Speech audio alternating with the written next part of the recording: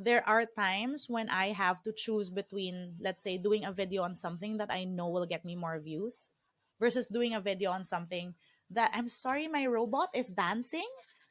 Um,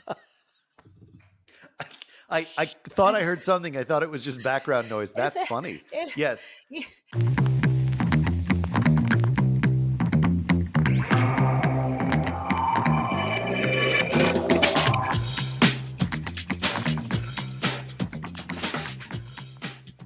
Hello, friends. Welcome to yet another episode of the Jason Nellis Show. I thought at some point I was going to get creative with the title, but I got to be honest with you.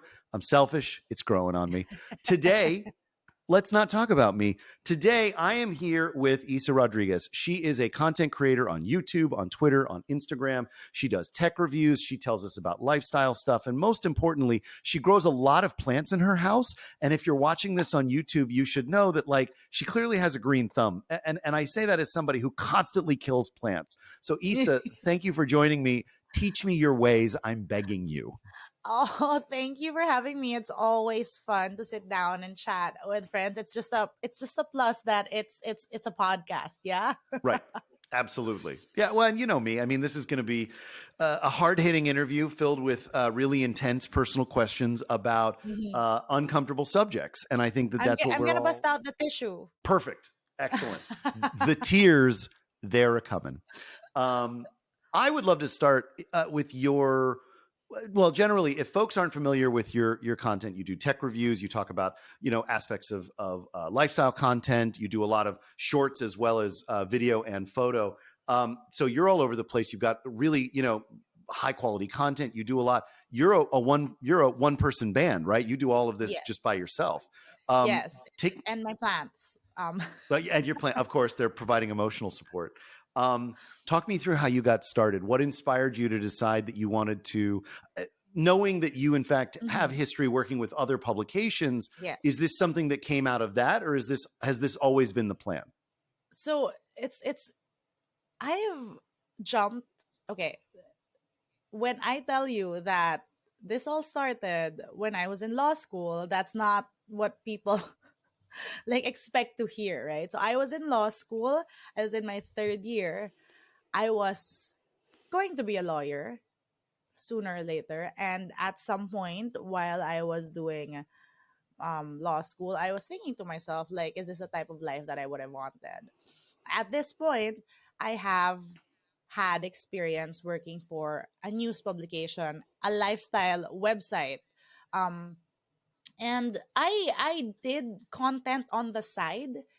And as I was working through law school, I had a part time job writing for a lifestyle website. And I said, if I was doing my job for fun and my law school, which was supposed to be what I was going to do at the end of this really long, tough road, I was doing that for work. There seems like there's something wrong with what my life plans were.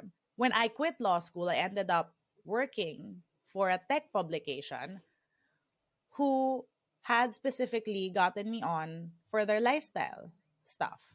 I had known people from this publication and they had asked me before to do content with them. And I'd always said no because I said that I do more of lifestyle content. And if I were going to do the tech the way I saw tech being done, that would have been too much work for me because that would have been very basically not me.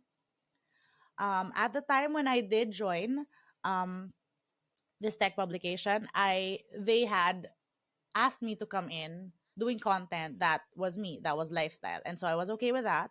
And then I eventually just started working with them full time. And then during that whole time, it just ended up that like I just wanted to be more me also.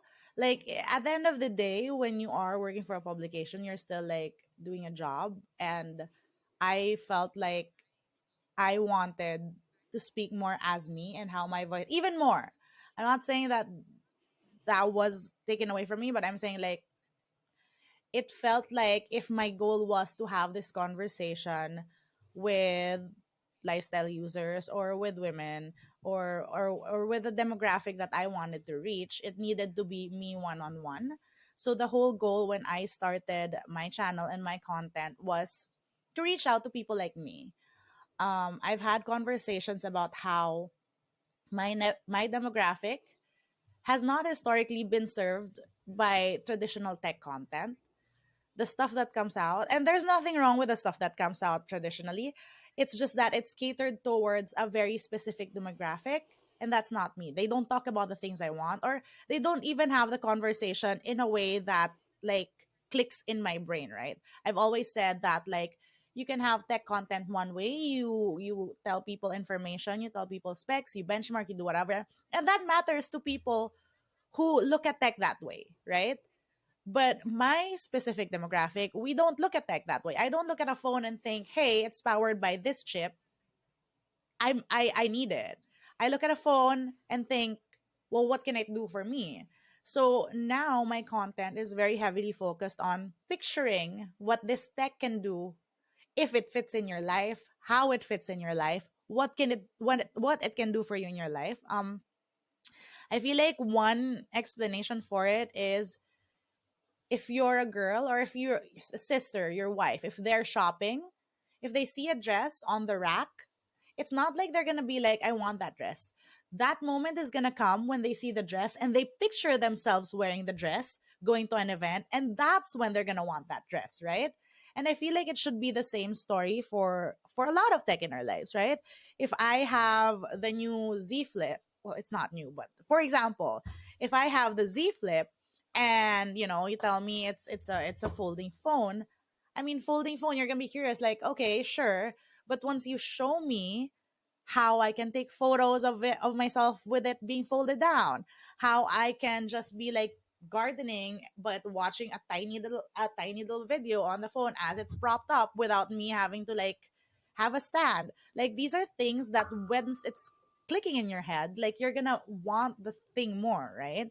So it's all those little things. I'd say there's not really one push that ended me up here. It's a million of tiny little things that as I went through what I did, like became a little bit more clear to me. And so yeah, that's basically how I ended up here.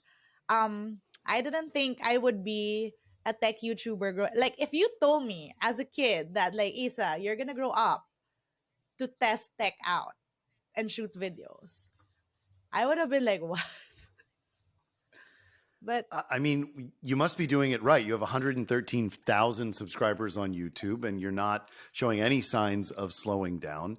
In fact, I was watching some of your content earlier, and I was really impressed with how much you communicate, particularly on the videos where you're not speaking, and whether it's silent or it's got a backing track, and you're demoing very quickly with like the Samsung S Pen, or you're showing off the flip technology of a particular phone, and how you really have an aesthetic that communicates so much visually without having to do the voiceover that a lot of people feel that they have to do, and myself in particular, when I've done limited tech reviews in the past. I really appreciate and enjoy how much you tell in a 60-second vertical video by just demonstrating all the different things the S Pen can do very quickly. I appreciate that. I think it's also because for a lot of the things, I feel like the crowd I'm trying to talk to, they're also a little bit more visual. Specifically for me, when I watch stuff, I get attracted to certain things with a certain aesthetic, right? And so the goal had always been, and this was so weird to explain to a lot of our tech friends once upon a time. I mean, tech videos have a look, right?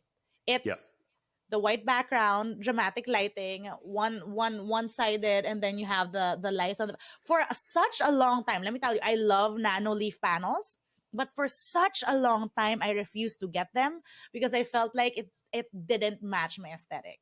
Like like I love them. I have panels in front of me now. I have them on the side, but like for such a long time, I'm like, no, that is not the look I'm going for. But for me, it's even just the goal of each of my video and what I want to convey is like your friend in a coffee shop, right? I don't want to be sitting in a studio and say like this, or even when I am, right? I want it to feel like we're at a coffee shop, and every time I show something off or I talk about something, I think about my girlfriend who, let me tell you, like what I do flies, like it flies over their head. Like they're like, yes, you and your techno, like I can bust out all the things that for all purposes like guy friends or people in our communities would freak out about. My girlfriends, when they walk inside the studio, like they're just like, I don't ooh, robot. Ooh, what's that thing? Like, they, like, of course, not generalizing, but again, this is the type of audience I'm trying to talk to, because this is me.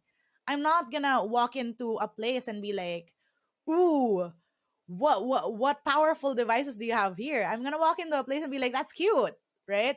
And so it's it's it's that demographic. So I, every time I start a video or a short or whatever content I make, I think about like me sitting down with my girlfriend who isn't a techie but uses technology in so much of her life. That's another thing, right? Like we always have memes about girls being on their phones a lot all the time, and yet like we don't have a lot of content that serves what they want or what they need. I find that so weird. But anyway, so I think about like how I'm going to present something to them every time I think of how I'm going to shoot a video. So if I have like, let's say, these earbuds, and I'm like, if I show you this, like you're gonna be curious if you're into buds, but my girlfriend's not gonna be like thinking this is anything special. And so if I talk to them about these buds, I'm not gonna intro with like the sound quality is amazing. Like at the end of the day, sound quality can only do so much, right? Like it's like, yeah, sure, but like what makes it different? If I intro you these buds, I'm gonna say, well, you know what? If I work out with these buds without my watch, it'll track my heart rate. And that's a different opening versus like this is powered by whatever audio chip and it's gonna sound this way or that way and whatever, right? If I go like, hey, if we go boxing and you wear these, like it's gonna track your heart rate immediately. And like that gets you hooked. So it's really, I guess, framing for me. A lot of it is framing in a different way. Well, and not to mention, you talk about it in a very it's a driven narrative to a specific audience, right? So I think, and this is maybe a good way to segue to think about sort of holistically the approach that you take as a creator, because you're not thinking of it as sort of this amorphous, generalized tech audience.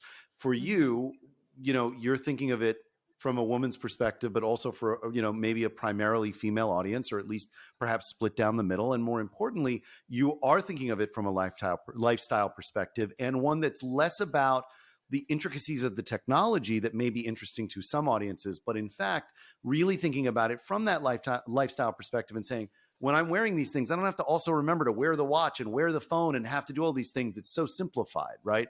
Um, we were talking about this earlier. I reminded myself before about how you tweeted a couple months ago how proud you were that you'd finally achieved a slightly more women than men split in your Yeah. audience, which actually, to people who don't know, like that just sounds like, all right, so it's split 50-50. Like the vast majority of tech channels are like 98% men and 2% we don't know, which is usually how Google Analytics talks about it. So the fact that you've achieved that demonstrates huge amount of work on your part. Do you get fans, who are talking to you about sort of that particular perspective and that how it's resonating for them?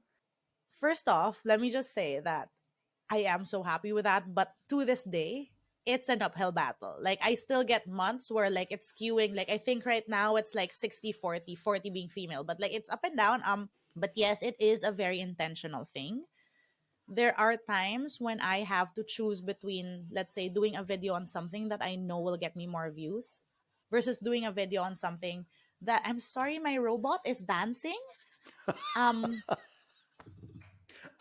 I thought I heard something. I thought it was just background noise. it's That's funny. it, Yes. he, If he you're doesn't not like, watching, that you're missing a robot dancing in front of us. yeah, This is amazing. he doesn't like getting carried, so he's getting very annoyed with me right now. But he's dancing. I'm on a podcast. But This okay, is what was I amazing. No, saying? this is exactly what I was hoping for. Um, so it is an uphill battle, and I do sometimes have to make the choice between like doing something that I know will get me numbers traditional views versus like me hitting a certain demographic. And sometimes you can have it all, right? Like you do certain things to fit the narrative that you want to say. I will say I love it when I get comments from the demographic I'm trying to reach, like of them talking about, hey, like, so I've watched so many videos and they talk about performance, which is fine, but it's like I was just wanting to see how the selfie camera performs on this. I was just wanting to see, like, one of my favorites. So I did a video. So this is the Galaxy Watch 5. I did a video on the Watch 4. And so one of the things that I feel like we don't talk about a lot also when it comes to that, because again, a lot of the tech reviewers are male, are Caucasian male. So my point is they have bigger wrists.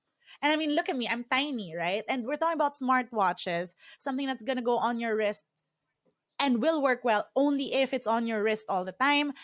And it's like half of the basic ones, I can't even get the strap around my tiny wrists, right? So I think last year, one of my more popular videos were ones on the newest Apple Watch and the Galaxy Watch 4. And a lot of the comments were just like, oh my gosh, I've been wanting and waiting to see a video on someone with tiny wrists. Because my solo band size is like a 2. And so there were so many people who were just like, I might want this watch, but I'm not even sure if it's gonna fit my wrist. And like for the sensors and everything to work properly, you'd need that. And so when I get comments like that, I feel like, hey, this is working out. I'm reaching that audience. But the type of comments that I love the most are from women in the same industry. Like I have a lot of girlfriends and it's a great crowd, right? We're just all like trying to like cheer each other on. And like when I get to talk to them and I talk to them about the stuff we make and just how everyone's so supportive, because the whole point of it is that I have not talked to any other woman creator who's treated me like I was that we were fighting against each other in this space. It's all like all the women are so encouraging. Everyone's like, oh my gosh, I'm so happy about your content. I love it. We need more of us in this space. It's always like that. And I've made so many good friends just starting with that conversation, right? I think the one thing that has made me so hell bent on creating the type of content that I do with my voice, and specifically not just being a woman in the space but also being someone from Asia, right, which is a whole different demographic, a whole different perspective. Tech trends are different all around the world, and of course I cover tech globally, but that's also another aspect of it. Earlier on when I was starting out, like I think I was a year and a half in, someone from, I can't remember off the top of my head right now, but she was from Asia. I think she was from either Malaysia or Indonesia. Someone reached out and she was saying, "Hey, um, I am also someone who writes for a tech publication, and I am also someone who was thinking about doing my own content. And I found your content, and I just wanted to say that, like, I love that." She was saying, you know, I enjoyed seeing you because there are so few women tech reviewers, and even more and even less of us who are Asian. And to me that just like helped her, like it just felt so nice to me because she's saying, "Hey, now I'm even more convinced to speak out, to do my videos because I see it." So it's not just even the content. I think it's like it's even the visibility of having more people out there, which is also why, and I think you've seen it. Like I can be very stubborn about comments, right? About clapping back, about saying, about talking back to people who are just disrespectful in my comments, because I feel like one of the main goals of what I do is not just to inform people but to show people that this is something that can be done, and like let's do it. And a lot of women are scared of just being on the internet because of the crap they get, the blowback they get. And I feel like this is a common theme that you would see with any specific women creator in our field. Some of them are more vocal than others. My point is, it's a thing, and I feel like if this is the space we're creating, this has to be a space where there are consequences when you give me crap, right? But yeah, Yeah. that No, I think that's great. I mean, you know, uh, we tend to think of content creators in a generalized way that they all have to deal with trolls and people who want to, um, say negative things. But I think the last few years have really helped highlight the exact problem you're talking about. Representation matters. Seeing somebody who looks and sounds and expresses similarly to you matters in terms of being able to connect and feeling motivated to be able to do your own thing, while at the same time seeing somebody in that same space dealing with the 11 out of 10 heat of trolls and commenters who are coming at you for terrible things and stupid things and making horrible suggestive comments, and you being able to clap back at that, to tamp it down, to have a way to stand up for yourself. I think provides a great model for others. I know too that's gotta wear on you. I mean, it's hard to be vigilant for that long. hmm I will say it was hard.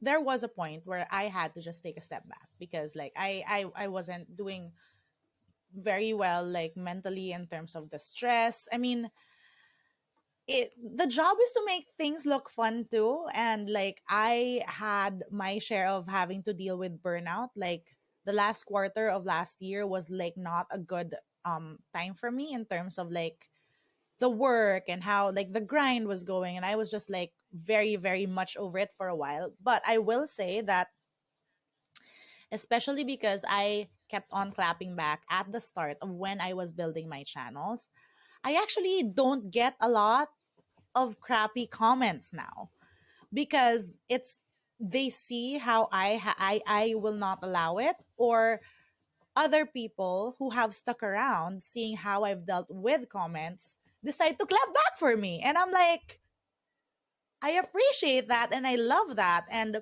I feel like for my channels, that's a weird thing that's ended up happening. And I love that because even I feel like, it serves a lot of purposes, right? Like, one, it tells someone who gives you crappy things on the internet that there are consequences to your actions. And two, it shows people in your vicinity that this is not how you should be acting. And number three, like, other people are also empowered to clap back, because like it all stems from, like, there was this one article I read a while back that studied internet behavior, and that the article was saying that, our normal reaction to things on the internet, because everyone's working along under like the veil of anonymity, is to ignore and move on. But this article was arguing that that doesn't help anything. If anything, it just bolsters internet culture, and how when you say shit on the internet, I don't know if I'm supposed to say shit, but I just did. It's fine. Nobody's smacked me for it yet. Don't worry. Yeah, well, so when you say shit on the internet and no one claps back because of how we should just ignore and move on, it just strengthens that person's thinking that I can say anything. And they're just gonna say it to the next person and the next person and the next person, up until they get to the point where the person they say it to will actually get hurt because of how. So to me, and specifically because I feel like I come from a demographic that's very I don't know the right word for it, but like that's always at the receiving end of this. Like, there are times when I'm like, I just know I'm gonna clap back.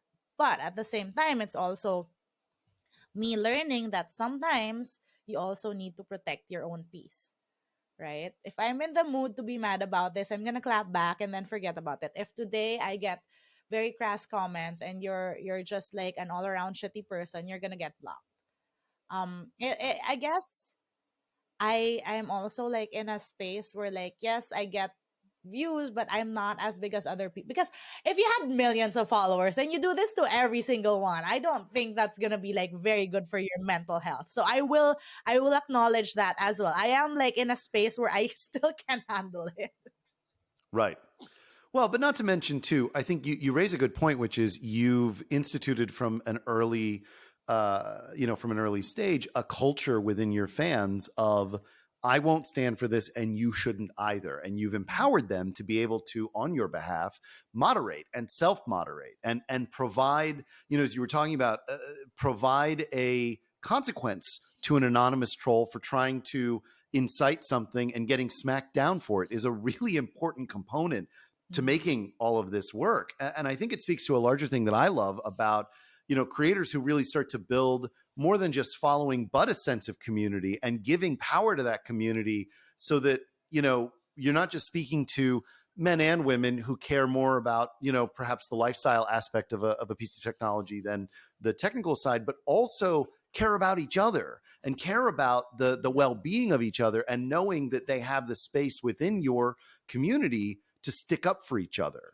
And that's huge. I mean, that's not, it's not only not common, it's hard to achieve. I see that in my day-to-day work and the vastness of social media.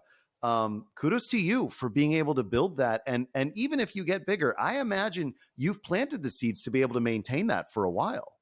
I hope so.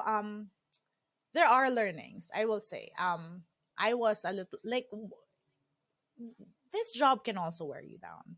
I will say that I am a little bit more chill now compared to like how once upon a time I would take like a day off my week and just like actually like clap back to people, I That will can't say be healthy. yeah, no.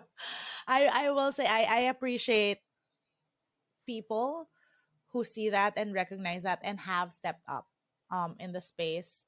My friends in the community who have just decided to be like, well, no, she's not standing for this, and I'm not standing for this on her behalf. And I appreciate that, because like that's also part of what being an ally means, right? And in a lot of ways, you're right. That is the community that I wish to be a part of, and I'm happy to see that like materializing in small ways, right?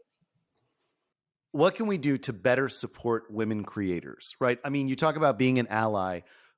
Give me some actions that listeners can take home and do something with, or just maybe even like just remind us that like we need to take action, right? Like what's the one thing that resonates for you is like, if you want me to advocate on your behalf, what's something I should do? So I think that specifically the one thing that I mean, it's not even an action, right? I think it is for me to deconstruct the notion of what a lot of the people in the space believe to be like proper tech reviewing. Um, there are a lot of people who are very strong in their opinions, and I get that. That's what we do, right? But just because a certain opinion of yours, and this is the opinion of the majority in the space, which is traditionally male dominated, just because that is your opinion, it doesn't mean that there needs to be no other opinion. So Right. it's just like deconstructing that in your head, right? Like what can fit for you might not fit other people. Um Once upon a time, like I'm exaggerating now because I don't think this happens anymore, but once upon a time there were people who were hating on, let's say, like cameras with selfie capabilities, because like why would you want your selfie to have better cameras, like you only shoot on the rear? And yet like I know why, because like that's the camera, you know what I mean? That would like once upon a like just because something doesn't fit your demographic or your needs or your wants, it doesn't make it wrong. There are different audiences for different things. I feel like a lot of the time, a lot of traditional reviewers fall into the trap of thinking, because they are the mainstream, because they are the people who they're talking to a similar group, right? They're talking to a similar group. You're talking to people who want the same things as you do. Just because you're thinking um that, they feel like sometimes when someone says something opposite, that like they just can't imagine there being a different opinion. So I feel like that would be one big thing, just deconstructing in your brain. It's easy, it's harder for other people to see this, especially if you're part of the majority, right? it, a lot of people, one big example, and I'm not saying people hate on this, right? But like just one big example of this. Um, a lot of people are into bigger phones now, and that's fine. That's fine. But I have tiny hands. And like I'm not saying don't say you like bigger phones, but to say that like smaller phones are useless. I don't get it. Who you know what I mean?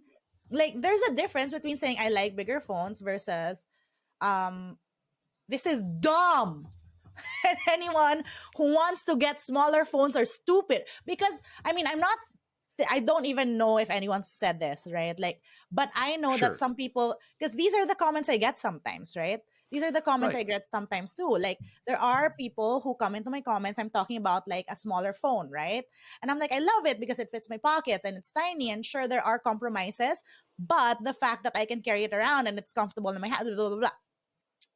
And then someone will come in and be like, that's dumb. I don't even understand why manufacturers would make that. And the fact that you like that is dumb. And I'm like, that's different from saying, like, I prefer bigger phones. So it's easy for you to say, like, okay, yeah, this is my thinking. But when someone else says it, it's automatically wrong. I feel like that should be like just one thing, right? Like what you want, if it's what you want, it doesn't mean that it's what everyone wants. And when someone says otherwise, like there has to be like a lot of respect for that. I will say that in our community, like a lot of people, like most, like I love the tech community because everyone's been supportive. Like I love it. But it's different, and it's like for example, I was on like a while back. It was so funny. Just an example of how people can be so supportive. Like one is also like Juan Bagnell is a friend, and he is a very like if there is a spectrum of the type of content I make, like he's on the other side, right? Like it's just like it doesn't. But he's always been supportive. We've done podcasts, and it was so funny that he pointed out that with my content, I'm always so defensive. He's like, it's he's like it's almost as if when you say something, when you give an opinion, you're gonna be like, if I say, "Hey, I like small phones," but wait, it's because I have tiny hands. And remember, my pockets are too small. And if you like big phones, it's fine. But I personally prefer tiny phones. And he's like, that's almost how you make the content because you're so used to people clapping back at you. And he's not wrong. I am defensive, and people do clap back because, like, dude, I have had people tell me that if I had tiny pockets, I should get bigger pants. Like like it's boggling to me how I should be the one adjusting to the technology that I'd pay. You know what I mean? The fact that you're telling me this is like so, and like I've always just chucked it to the fact of sometimes when people have just been like so used to being the majority opinion, to have someone say something else is just like mind boggling to them, that the first instinct is to shut it down. And so I guess to me that's the whole point of what I was talking about. It's like I get that everyone has their own opinion, but it's just, you know, it's mindset, right? Remember Yeah. and realizing that yes, you are the Is majority, and is your yes, robot going again? he's just he really is just like at it. he He's just at he's a it. little dancer. I get it. And Um, it's on the desk, and so the whole desk is now like moving around. shaking. Well, what I'm hearing is two things, and let me see if I'm summarizing it correctly. The first is we should be deconstructing the notion of what a tech review looks like and feels like, because just because the standard has been set by a lot of people who happen to look like me, for the most part, not always true, but for the most part, they're certainly probably guys. It doesn't have to look that way, it doesn't have to feel that way, it doesn't have to sound that way. But the larger issue is have more empathy for how other people might have needs that don't reflect your own. And Yes. we don't hear that nearly often enough. Yeah. You know what? That's that's a beautiful way to put it. Thank you. I rambled on for a bit there, and it's like, Nah, yes, you were there. what you You got said. it. No, but most definitely yes. I feel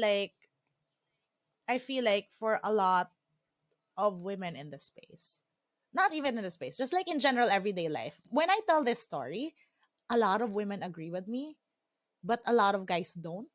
So I have this story of, like, let's say I saw a device on a commercial on TV and I want it. I walk into an electronics store, and this tech bro from the electronics store will ask you what you want. And you say, hey, I want that pink tiny folding phone. I saw that it could fold. I saw that there are so many cute cases. I could do selfies with the screen. And this is just an example, okay? But then the tech bro's like, yes, that's great. But have you seen this phone? It runs on a better processor. It's faster. It's neater. It's great for gaming. Even if I don't game, right? But then because this demographic has been like historically told that they don't know anything about technology or that the priorities on technology are certain things, right? It has happened that you go home with that other phone and you're not even happy anymore about it because this is not something that you wanted nor fit your demographic, but you were gaslit by the tech bro into thinking that this is the best value for your money because it has the latest phone and the fastest processor, which again, I'm not saying are bad things, but I mean really, a mid-range phone can do a lot. Like, and so one too many times you come home with something you don't even want. But then the bro, you've had aunties, you've had like sisters or girlfriends or wives who were like, "What is that phone?" And she's like, "I don't know. The dude in the store told me this is the phone to get." Right. and Yeah. and and it's a thing, and I'm like, why can't I like what I like? And the answer is, of course you should. But the culture, you're also touching on the idea of like upselling in an electronics store. I can't tell you the last time I went into an electronics store either, which is a whole thing. But that's a problem for another day. Amazon, if you want to sponsor us, I'm here for it. I just want you to know that. Let's do it. Yeah, please. I want to change gears real quick, if that's all right, because I'd love to do a deep dive into your creative process and your actual video composition. And it's okay, but let me just clarify. When I say that to some people, they give me this wild eye look of like, I don't have a process. I literally just slapstick this stuff together. That's okay too. I just want to call that out. I But mean, I don't have a process. I slapstick things together. great, No, great. That's great information. eh, Do you start with at least an outline? I mean, do you have a sense in your head of where the video is going to go? so I do start with an outline. Okay. Okay. Let me preface by saying that I am trying to get better with processes. It's also because I'm the type of person who this year's motto is fuck around and find out. And like, I have lived my life with that. Like, I'm not the type of person, like, so I have two modes. I either overthink to the point of like paralyzation, or I just do things. Mhm. And so a lot of the movement from my life is that I just do things. And even with making videos, like, I did not know how to do this shit. I was not a video person. I was just like, let's go. Let's go. But I also recognize that at this point in what I do, I need to be better with processes. And so one of the big goals for myself this year is to have certain frameworks so that I don't have a mini life crisis, identity crisis every time I want to produce a new video. Because this is not, that shit's not sustainable. I can't No, be and we having, talked about burnout earlier. I mean, that's got to be like a recipe for burnout in a minute. it is. And so like that's what I'm trying to be better at. But now in general, when I shoot my videos, I sit down and think about like, first, what is this video, right? Is this just me sitting down and talking about the phone? Is it me showing you people some parts of the phone that I have that some people might not have yet, you know? So like, what is the goal? What do I want to show? So I think about these things, and then I think about like how I present it to the audience. Like, what is the thing that excites me most about this phone? And like, we can start with that. Um, and then like I have an outline of how stuff's gonna flow. It's funny to me because everyone's like, write your script. I actually, and let me show you like a sample of it. Um, this is my script for the Samsung video that you just like said you watched. I sometimes think better when I just scribble things down. I don't know how to fix this. This has to be better. It has to be like if I get an editor, someone has to like he can't. They can't. Uh, Well, but now hold on for a second because what you've described is a great brainstorming conceptualization, right? Free noting is a well-established way of getting your thoughts down in a place where you can then process them. Mm-hmm. So forget that. Let's not talk about let's do a little process coaching for a second. We've got time. Let's do it for a second. Uh-huh, If uh-huh, you were to try to take that and at least put it into bullet points on a Google Doc uh-huh. for somebody to reference later, do you think you could make that translation, or do you feel like the notes and the way that you do it is too freeform to make that make sense? I think I could do it. I just can't be bothered to do it. Like, Not right now. You don't not have to right do it right now. now, though. I mean, there Right. are days when my whole video script is in my head. So there's also that. Like, it's um but yeah, in general, it's outlining. It's shoot, so it depends on what video I want to shoot, if it's going to be a review, but I've not even done a lot of reviews lately. Um it's also because I feel like there well, one, there's so much work. And then two, the type of reviews I do lately have been like social media tests and stuff like that. Because I mean, it's also like finding your niche, right? Like if you're gonna look for a review, there are people who've done the review faster and earlier than I have. So I'm just these days I tend to focus on the things that I like and I don't see other people are doing. So there's also that. So if there's gonna be like testing involved, I shoot the testing parts first, only because like if I'm gonna do a role, like if I want to say something adding to what I tested out, then that should happen later. So in terms of, so it's think conceptualization, outlining. If I have a script, if I want to do a script, so depends on my mood, I do the script, and then I do the easier parts first, like for example shooting the unboxing. That's always like a no-brainer, right? So like I do those parts first, and then I end up doing the testing parts after, and then the aero last. um that's if I want to be on cam and be talking a lot about the stuff I shot. There are days when I know that it's gonna be just like a basic unboxing, right? The camera tour. So I know there isn't gonna be a lot of like judgment or context that I'm gonna have to say. So sometimes in these instances, like I just optimize and shoot A roll first because it's gonna be intro and extra.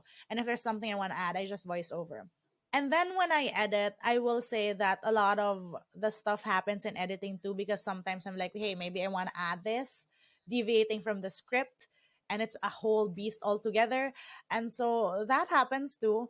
But in general, I feel like it's a flexi process. And what I'm trying to learn again after having like a very burnt out Q4 is how to enjoy the process again. I feel like this there comes a time in tech is a weird niche because it's a very high stress niche. I don't think anyone like quite gets that as much as like us people who cover tech.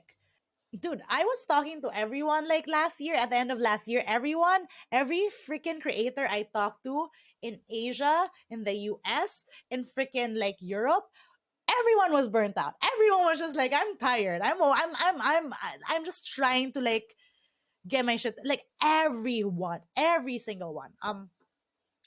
I think it's because of like the release cycle, right? Like it's just we're running after the next thing over and over again. And so it's so easy to fall into the trap of like I'm gonna do this and then the same thing over again, and like and you're just like trying to get to the next video. But so like for me now, the whole goal is to try and enjoy things again. Experiment on what I'm doing. Like I have a video coming out later with where I was just like, let's see where this, it's an unboxing, but it's like this video, right? It's just an unboxing, but I love like limited ad stuff like that because it's like the unboxing is the experience.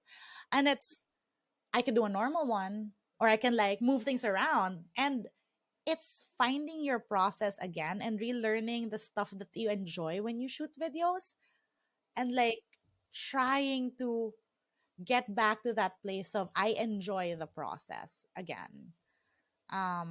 I don't know if that quite answers your question, because that is like the long way of saying I don't have a process, I slapstick it all together. No, I think it's good, but it also calls out there are a lot of people who have a very rigid process, who think that, they outline a script and then it goes into shooting, they get their A roll, and then as they're putting their A roll together, they'll go back and do B roll. And it's a very, I don't want to call it mechanical because there's certainly plenty of creative, Efficient aspects to it, though. but it's very efficient. That's exactly right. And sometimes I think that also limits the spontaneity. And I think what you're describing is a far more freeform, sort of process. Which, and this is the part that I think I'm most interested in. Like, it sounds like it comes together in the edit. It doesn't sound like you get into your timeline for editing and you're suddenly like, what the hell did I shoot? This is all nonsense. It sounds like it comes together fairly well when you're ready to actually compose the video itself.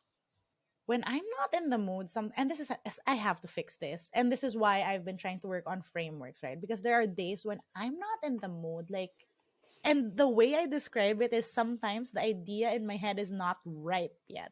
And if it's not ripe, I'm not happy about it. I'm just like dragging my feet, and it's not going to be an enjoyable experience. And I'm not going to be efficient about it because I'm just doing it because I need to do it. So there are times when I'm just like sitting here and I've had this device that I want to talk about, and I have like a vague idea of how I want to do it. But if the idea is not ripe, it's like, let me marinate on this first. Let me sit down and figure out what I'm gonna say or what I'm gonna do.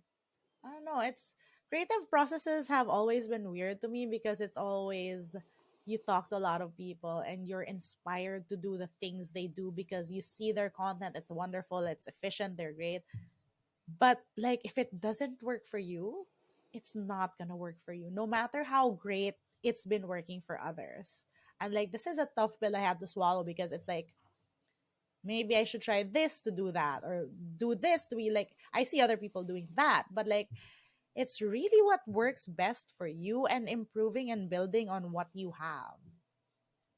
Without a doubt. I'll share that, for years people have told me of the wonders of journaling and, writing a diary and really, putting your thoughts down on paper. And I can't, you can kind of see it over here, but this is our main bookshelf, half of which is probably, $14,000 worth of moleskins that I have 3 pages filled with in my vain attempts at, dear diary, today I ate a bagel, like nothing that is of consequence or anything interesting.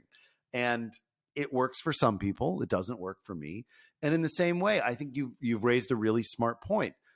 It's not about trying to fit other people's artificial process and making it your own. It's about taking the things that work for you and just being okay with that. And I don't think nothing you've talked about here suggests to me that what it suggests to me is you have a process, but it's not very formalized and it's not strict. And instead, it's much more in the moment. It's much more flexible, and it's much more creatively open to not, correct me if I'm wrong on this part, sounds like it's okay if it doesn't end up the way you initially conceived of it, because where you started with it probably isn't anywhere close to where you landed with it. Yeah. Yeah, most definitely. So you were earlier talking about how my stuff says a lot visually. Because, and some people do this and I applaud them because I can. Some people can just sit down and discuss shit. And I'm like, I as a content creator, like, well, one personally, like, I don't think I can do that. I find I'm a very talkative person, but for some weird reason, to my mind, if I sit down and just talk about a device without like me having anything, I don't think I can convey that message.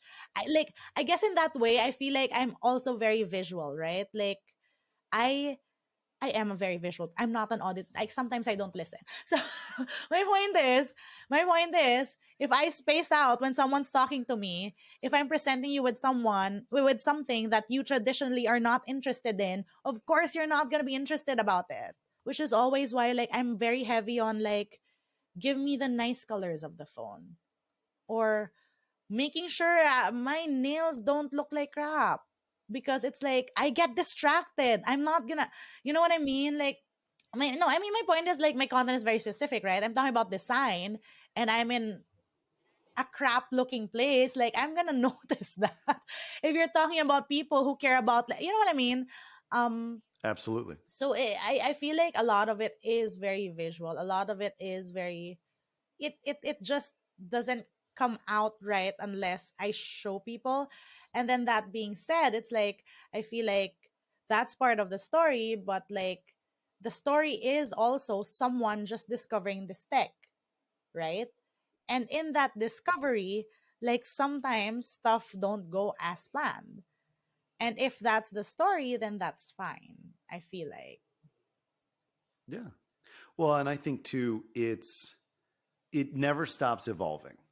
I think, you know, recognizing and knowing that you can't be the kind of creator who looks straight to camera and talks for 20 minutes about the technical specs of, technology, um, doesn't mean anything, right? I bring it back to your earlier point about, let's reinvent what it means to review tech. Like it doesn't have to look like a rundown of technical specs. It doesn't have to be straight to camera, and it Yeah. doesn't have to be your A roll is not 25 minutes of talking to camera about Yeah. these Which, various aspects, again, there's which nothing is wrong with fine, that, right? right? Like Yeah, it serves a certain demographic.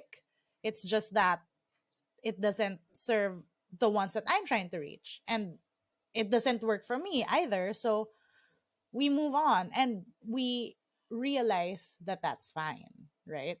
yeah. Well, and I think that there's plenty of other creators we can point to who have broken that mold, men and women, Yeah. who, do a lot more visual storytelling, who do a lot more narrative driven conversations. And it's awesome that you get to rank among them, because I think yours really stands out as Oh, being really considerate of design, really considerate of lifestyle. And I think it holds up really well against the others. So I'm grateful that you took time to chat with me today. This has been really lovely. oh, Thank you so this was much. actually pretty fun. I mean, my other thing is like I need to go out more because I have been talking to plants and robots, as is obvious in this call. I used to have like two plants, and now I have like, and there are more. I'm Not in sure. this room. It's Right. I also You've have got your jungle. this friend. Oh boy. So Well, I I am think happy to be speaking with someone who's not a plant, not a robot, not a statue. Yeah. anytime you want to do this again, you just give me a yell and we'll just throw on a record for an hour. And anytime you're in LA and you want to come and do this live, you just yell. We'll set it up. Yes, we'll make it happen. We'll make it happen. I love it. I love it. Issa, this has been a tremendous pleasure. I really do appreciate you taking time. Is there, you mentioned that you have the embargoed video coming up, which we will hold this until that's out. That'll go up on YouTube, I assume? Yes. Okay. Is there any other surface you want to throw people to? Go check you out on Instagram. Go check you out on Twitter. Yeah, you can just do youtube.com/isadastech for the long form tech stuff. I also do a lot of shorts on TikTok and on Twitter. Twitter, no, not Twitter. What? I screwed that up. Instagram, but also Twitter, There we sure. go. I'll see.